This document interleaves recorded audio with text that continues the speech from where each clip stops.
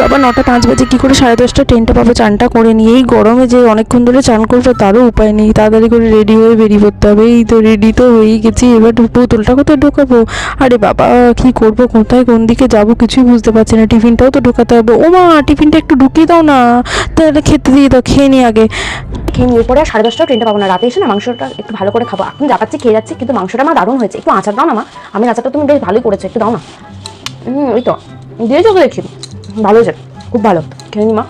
খাওয়া দাওয়া তো হয়ে গেলে এবারে একটু ফেস ওয়াশ দিয়ে মুখ ধুয়ে নিই, না হলে হয় সেই রাত্রিরে ফিরবো, পিম্পলস না হলে দ্যাবড়া দ্যাবড়া বেরোবে এই গরমের মধ্যে। বাপরে বাপ, মুখটা একটু ভালো করে পুছে নিলাম, একটু সানস্ক্রিন মেখে নিলাম, নাহলে তো কেরেন দিয়ে হয়ে বাড়ি ফিরবো। একটু কাজল না পড়লে হয়, একটু সাজুগুজু তো করতে হবে।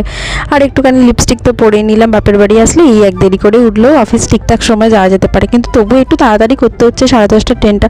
আর ব্লুটুথটা টুকিয়ে নিলাম গলার মধ্যে, এবার চললুম মা অফিস যাচ্ছি, টাটা বাই বাই, তাড়াতাড়ি চলে আসবো।